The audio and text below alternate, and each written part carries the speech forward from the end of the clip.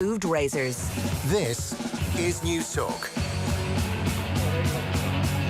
Tuesdays off the ball. It's day 4 of the Olympics. Lots going on. Simone Biles, perhaps the face of the Games in many ways, withdrew from a team final this morning, citing her mental well-being. Tara Sullivan of the Boston Globe will join us around 7:30.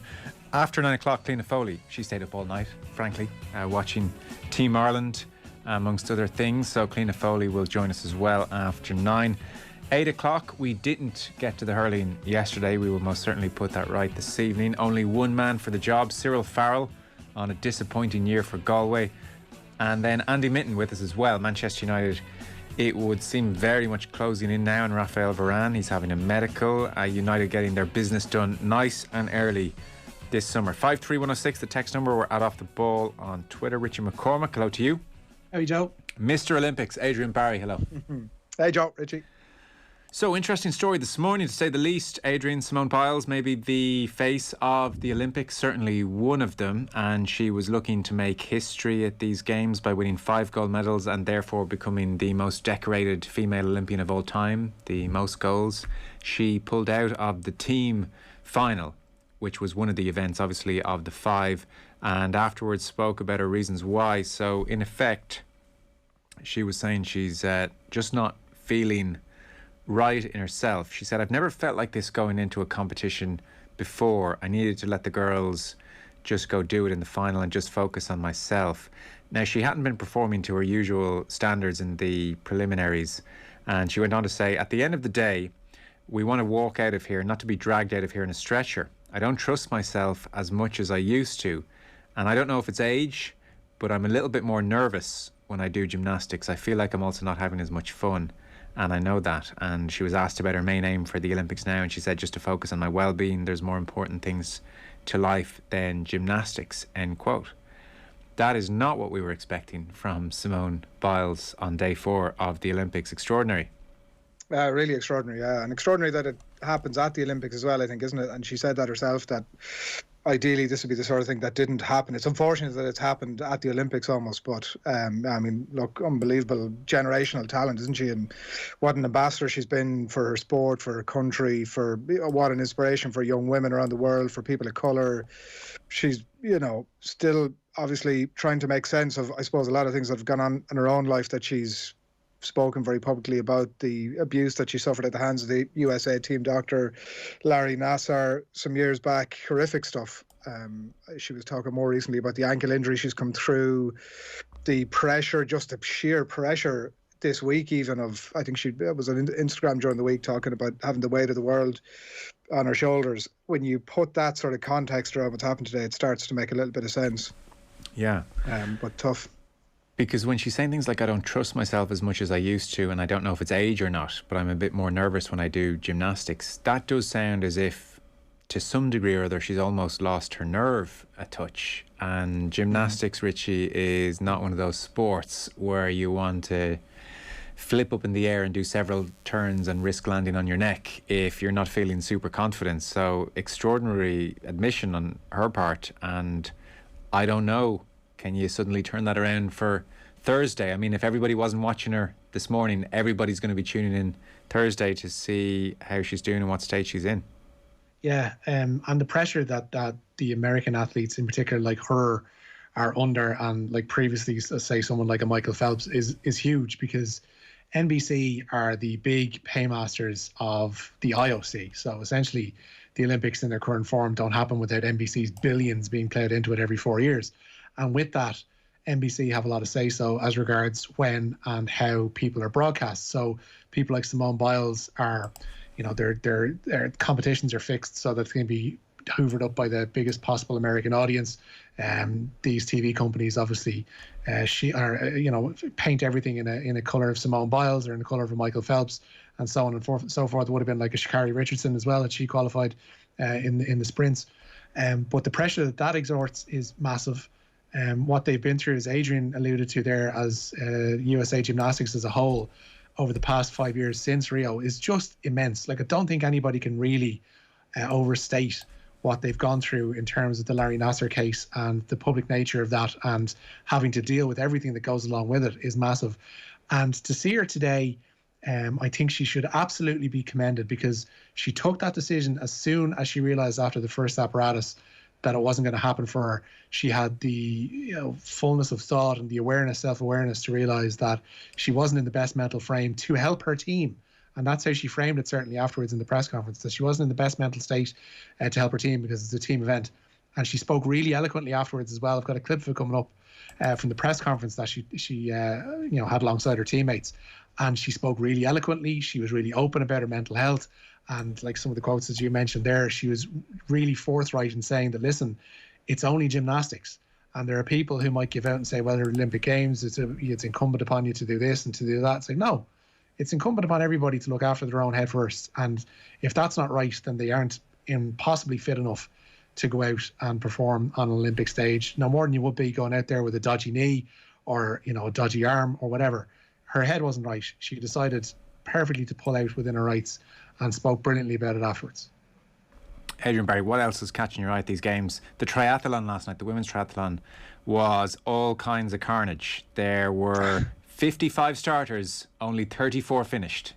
This was all kinds of crazy. The heat, there were crashes, the bike track was treacherous. It was treacherous. If you were lapped, obviously, as well, you got booted out as well. So it was unbelievably exciting watch. Caroline Hayes, by the way, finished 23rd, which is a really, really good effort. 33 years old, Caroline Hayes from Limerick. So she finished 23rd. And like I said, 34 finished of 55. I think I saw. Did I see you tweeting about this? You were watching this as well? Yeah, I was watching it last night. Yeah, it was great old stuff. And I you brought it up there. I started laughing and I nearly had to check myself because it was grand to be laughing at from the comfort of your couch. But bloody hell, it was so obvious once they got onto the bikes, particularly. And I was listening to yourself and Cleena talking about earlier on the Olympic show, and Cleena making the point about how choppy the swim was. And as you know, Joe, both you and I are veterans, obviously, of that specific discipline. Yeah. I mean, I think we would have found that water okay, but for those Olympians not used to that kind of choppiness, it would have been a challenge, I would say. Mere mortals. And it is easy to sit there and grin about it, but bloody hell, when they got onto the bikes, you just thought finishing this race is going to be an achievement in itself, and that was exactly how it played out. And the falls were always going to be bad when they happened, and there was a couple of...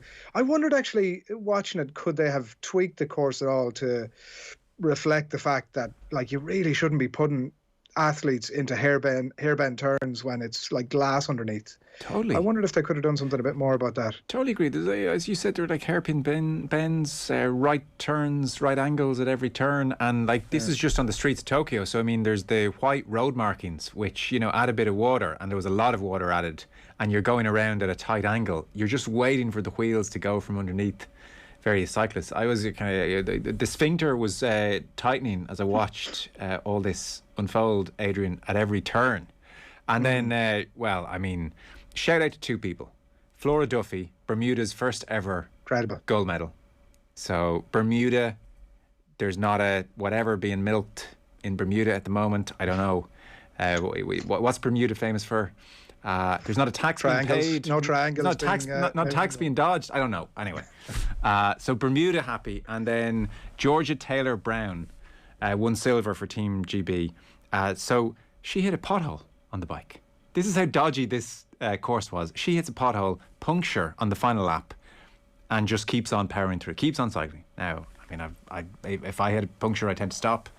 Tends to take a lot of energy to cycle with a puncture. She powered on through, dropped to 5th. Came back to take silver. That was just the women's triathlon. It was a lot. It was great stuff, and Nathan actually put everybody onto the Nathan, who himself, as he said, knows a thing or two about crossing the line, as he put it, in a very, very delicately worded crossing the line in a triathlon. Had put everybody onto the fact that over on Eurosport they could fill in the ads. The ads were actually very frustrating last night. There was one that happened around the key point of the transition. Just the early leaders that come through from was it the swim into the cycle, or maybe the cycle into the run, and the cut to ads, and like that's a real crucial moment for veterans like you and I will know, Joe. Yeah. A real crucial moment in a race like that, and geez, couldn't ads. But anyway, there was over to the surfing we went, and all kinds of mayhem. Right? How do you even begin to judge the surfing? By the way, like, I mean, I have no idea how all that goes on, but it was wild, wasn't it? It was like it did not look like an Olympic surf course. But yeah, the whole thing was brilliant and treacherous, and I just couldn't understand why. Even like you mentioned about the white lines on the road, there was also like one turn particularly where at least 2 cyclists came off. That was like a temporary cover over whatever would have been like TV cables or something like that. Yeah. I'm like, lads, or even have one person, a steward there, saying, like, giving some kind of direction, or like, I don't know. It felt as if it was every woman for themselves, and it was very unfortunate. Like a third of the field, was it Lena mentioned earlier on? Yeah. Crashing out, tough going. No, it was a bit amateur when you consider all the training that was put in. I thought the course wasn't great. Like, they've only spent couple of gazillion billion on the whole thing, so yeah, that tends to happen, Joe, doesn't it? Like, they spend all this money on I don't know what, like branding or something, I'm not sure, and then nobody's really thinking about what the hell the course looks like. Don't know. I watched a bit more of the skateboarding, Richie. Still not having it. Still not having it. Joe was watching today. I ended up became absolute complete know-alls about this in the house as well. Synchro diving. The women's synchro diving was being broadcast on Eurosport 4 this morning. Very good. I'll tell you what, though, Royal Nugent had a hell of a day. He's clearly working for OBS during this, so I was doing the commentary for the triathlon last night. He then moved into the pool to do synchro diving. I mean, that is a man of the utmost versatility. I know. And to say as well, so a bit of a public service announcement as well. For those of you who are a bit kind of PO'd about the ads and all that kind of stuff, or maybe the BBC's lack of coverage, if you do have Sky, Eurosport have a bunch of extra channels for this. Like, they go from Eurosport 1 and 2, which are their regular ones. If you bail down into 983 onwards, you've got Eurosport 3, 4, 5. I think it goes up to 8. So they've got 10 channels, I think, operational all at once, usually showing different things live. So it's bouncing around 3x3 basketball this morning, synchro diving, bit of handball was going on in this house as well. It's been a hell of a time. It's a great old time. It's great to have mornings off, Joe. Royal Nugent in top form, by the way. I tweeted as much. I thought it was stellar commentary. And Lavinia Good with him, Australian. She was so good as well. She was fantastic. I couldn't work out. She was so good. I couldn't work out if she was a former triathlete or if she was just a full-time broadcaster, because she was so smooth. Yeah. She was too smooth to be like just former triathlete, but then she was also way too knowledgeable. And speaking of first-hand experience, to be just broadcaster. I'd say she's probably a hybrid like me and Adrian when it comes to the triathlon. Hybrid. She did make an odd kind of Jack Neenbar type comment about the entirety of the Irish race at one point, which she suggested that we were all gamblers. I don't know if you picked up on that. She was like, "Oh, you're betting. As an Irish person, you're betting me." I'm like, "What? Where did this stereotype come from?" But no, it was good. It was very good. He was struggling early on, and it must be very difficult to pick out the number of the cap when there were the swimmers that get off the blocks to start to try and pick out exactly who it was that was leading the way. But tough gig. Well, listen, the man's commentating royalty, so he's on the world feed. I saw a lot of people giving out to him that he wasn't picking out Carlin Hayes at all times, and it was like, well, look, I can't just. He tried his best. I could actually hear him. He was picking her out any time she appeared in that group 3, especially on the bikes. He was trying to pick her out as often as he could. But if you're on the world feed, you're on the world feed. He's going out in like Singapore and the United States and God knows where else. Yeah, I was wondering, could RTE have done like a ticker along the bottom to say where she was at all times? But it's a good shout. That's just my tuppence worth. Don't mind me. So let's start this news round for Paris, Joe. Yeah, the news round is brought to you by Gillette. Put your best face forward with their new and improved razors. So let's kick off this news round, and you're starting with, of course, Mona McSharry. 8th in the world ain't bad. Yeah, it's pretty good. She placed 8th in the final of the women's 100-metre breaststroke this morning. The Sligo native was the first Irish swimmer since Michelle de Bruin to compete in an Olympic decider. Elsewhere in the pool today, 2 Irish records were broken. County Down's Daniel Whiffen set a new national best in winning his heat of the men's 800-metre freestyle. Sadly, his time wasn't enough to progress, while Jack McMillan set a new Irish 200-metre freestyle best in his leg of the 4x200-metre relay. Longford's Dara Green, meanwhile, was 7th in his heat of the 200-metre breaststroke and 23rd overall. Elsewhere, Aidan Walsh will box for at least a bronze on Friday. He's through to the welterweight quarterfinals after beating Albert Mengwe Ayisi of Cameroon today. While Kelly Harrington has learned of her first opponent in the women's lightweight division, the Dubliner will face Italy's Rebecca Nicoli in Friday's round of 16. Just on, say, Daniel Whiffen, who we breezed by there. And it's so easy to do so, because I had done so. 14th overall, he didn't make the final, he's from County Down. And you kind of think, okay, Mona McSharry, she's where it's at in the pool. Daniel, 14th, good try. I don't need to look into this any further. As you said, Richie, he broke an Irish record in the 800 metre freestyle.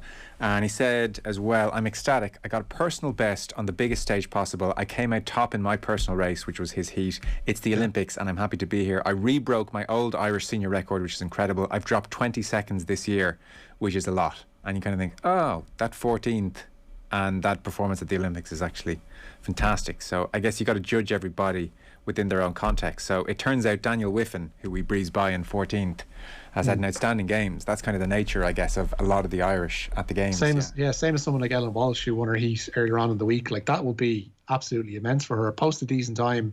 She knows where she is coming into the games. She knows where she absolutely is coming out of them.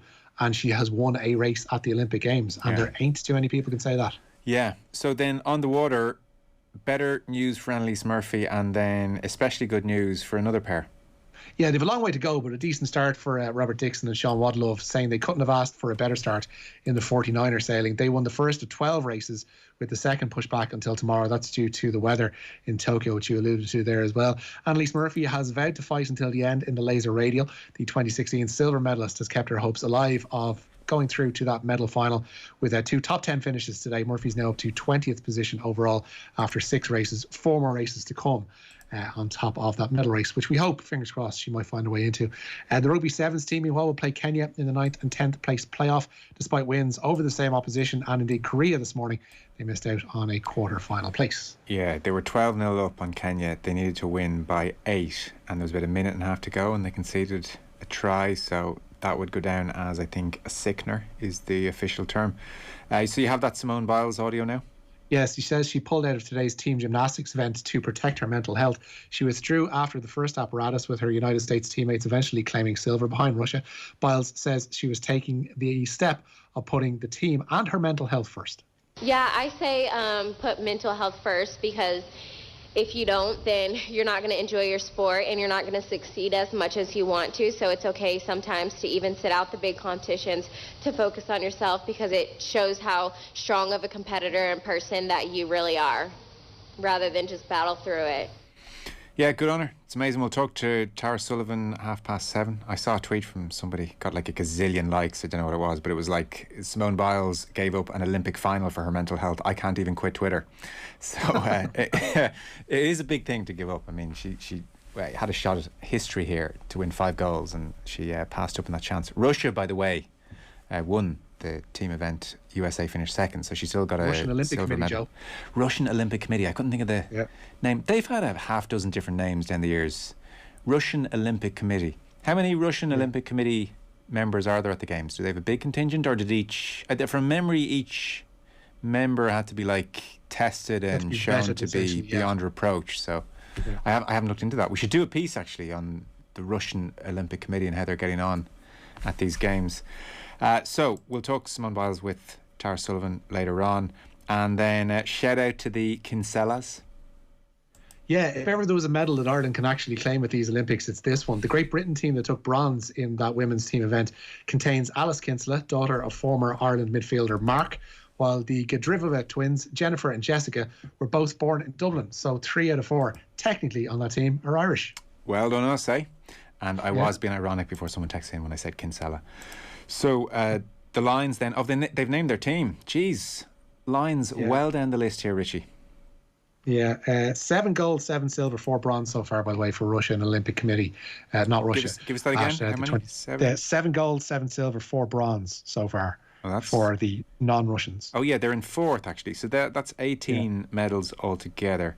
Japan are top with 10 goals, 18 medals altogether. USA 9 goals, but they have 25 medals, the US, and then China are there as well. So Japan, USA, China, Russian Olympic Committee, and Great Britain 5th. All the big boys. Russian Olympic Committee, by the way, have the classiest anthem at the Olympics, because they can't obviously use the Russian anthem. Right. So instead, a segment of Tchaikovsky's Piano Concerto No. 1 is being played instead of the anthem, which is it's a nice little break from everything else that's going on when you hear that being played on the podium. Elsewhere, the Lions and the Springboks have each made 3 changes to their starting 15s for Saturday's second test. Conor Murray, Chris Harris and Mako Vunipola replace Ali Price, Elliot Daly and Rory Sutherland. Tulupe Faletau, meanwhile, is introduced to the Lions bench. For the Boks, they make a change at number 8 with Quagga Smith replaced by Leicester's Jasper Visa. And in the front row, Stephen Kitchoff and Franz Mallerby come in for the injured Oxen Che and Trevor Nyakane. Lions head coach Warren Gatland today was asked if Murray's introduction was purely born of necessity for experience. Again, he was good when he came on. It's going to be tight in that first 20 or 30 minutes. The way that South Africa tend to play, if we look at the 2 games, the A game and this game, is that they try and build a scoreboard, they try and get in front and then look to hold on. So that first 20 or 30 minutes is pretty important for us. And then we've been happy with the way that we've finished, particularly in the second half in both those games, and felt strong. And potentially the game might open up in the tempo of the game, which is something that we think Ali can bring maybe in that second half, and same with the other players that are on the bench. Warren Gatland there. We'll have Ron O'Gara, by the way, tomorrow, 7:30 on Wednesday Night Rugby, slightly earlier time than usual. So O'Gara's thoughts tomorrow. And then let's get to the press conference everybody was far more interested in. Yeah, Springboks Director of Rugby Rassie Erasmus also faced the media today alongside his head coach, in inverted commas, Jack Nienaber. He was asked if he's the man behind the mysterious yet incisive Jaco Johann's Twitter account that he's been so fond of retweeting. No, I'm actually not Jaco Johann. I'm Johan Erasmus. I actually follow Jaco Johann. He's a big supporter of us, and he's been feeding me some really good clips and for a while now, some really good things that I actually used in the past. So he's a very big supporter, a really funny guy. And I quite enjoy the things that he does. Why I'm so active on Twitter, I actually I think retweeted about 2 or 3 tweets that I really thought was accurate.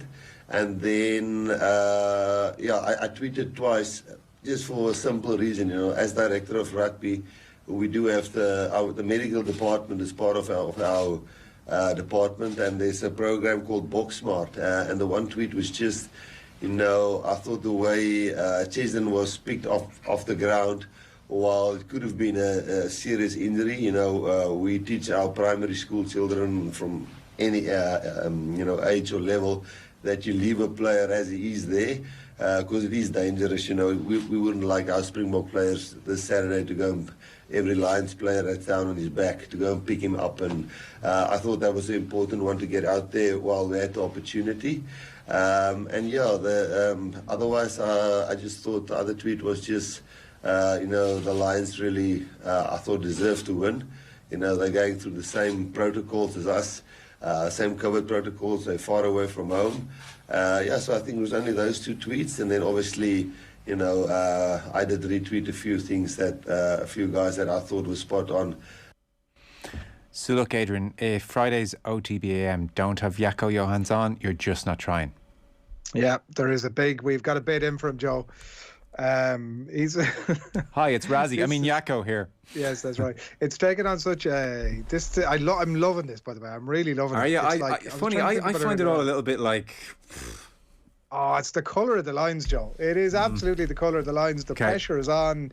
You have a huge storyline here about some burner account, Jaco Johann, that Rassie Erasmus thinks is a hilarious guy. That he's given him some great laughs over the years. He's tweeted twice, and both of them have been like these exceptionally edited, like really well put together clips of rugby with like highlights and markers and all sorts of stuff that you really would want to know what you're doing to piece together. And like those 2 tweets have been in the last 10 days. Like it's kind of mad stuff. So I don't know that I wondered about that. Like, you would definitely DM that guy at some point, wouldn't you? Be like, oh, hey, Jaco, listen, thanks many for your support. What's your story? So I'd love to know, somebody's going to get a real scoop here that they get this egg account, Jaco Johann, whoever he is. But I do love it. I really did. There's great juice and chat and intrigue, and it's all ultimately just a bit of crack. And also shows a little bit of pressure on Rassie Erasmus, that he has to be. I was listening to with interest to Rory O'Connor last night talking about it. And how unusual the whole thing is, but for me, it's just a sign of the pressure that's on the man. Yeah. I saw there was a Jaco Johann in the virtual press conference. There was a picture of it, but Yes, yeah. some smart-ass journalist may have changed their Zoom account's name, which is nice. Weird. Like, I had a rattle through his favourites there, or as likes, or whatever they're called now, last night, and there aren't many. Yeah. But if you go back, the first one is of a random Munster update from a match against Treviso in 2014, when Rassie was in charge there, and then suddenly they all switched to Springbok-related likes around about 2018 when Rassie leaves. Yeah. So you can make of that what you will. We can. Fellas, we are out of time. Thanks very much. Richie, thank you. Cheers, lads. Adrian, Barry, enjoy the Olympics this evening. Looking forward to it. Thanks, Joe. Alrighty, so that is the news round. Before we go to Tara Sullivan of the Boston Globe, competition time for you. The bank holiday bonus on News Talk. So earlier on today, Roy Thomas from Ennis won himself €5,000. Roy, come here to me. Did you enter a competition to win our bank holiday bonus? I did, yeah. Interesting. Well, we've picked your number at random. You answered your phone within 5 rings. You answered the question correctly. So, Roy, you've just won €5,000. Jeez, you're joking, no? No, I'm not joking at all. Jesus Christ. Roy, congratulations. €5,000 is all yours. Thanks very much. Good man, Roy. Enjoy it. So another chance to win between now and 5 o'clock tomorrow. All you have to do is answer one question correctly, and we could be calling you on the hard shoulder tomorrow evening. Answer within 5 rings, and you could win the bank holiday bonus. If you don't get the answer, then we'll roll the cash over to the next day. So to be in with the chance of winning tomorrow, just tell us. Wrestler turned actor Dwayne Johnson is better known as A, Stone Cold, or B, The Rock. Text the word play followed by A or B, send it to 57599. Entries cost €2.50 plus your standard message rate. You must be over 18 years of age or 18 to enter, and you're playing across the Go Loud network. You'll find full terms and conditions on newstalk.com. So the word again, play followed by A or B to 57599 by 5 o'clock tomorrow for your chance to win the €5,000. And just stand by to take the call within 5 rings after 5 o'clock, and then the 5k bank holiday bonus could be yours. We're talking to Tara Sullivan next. The news round on Off the Ball with Gillette. Put your best face forward with our new and improved razors. Introducing the Body Suite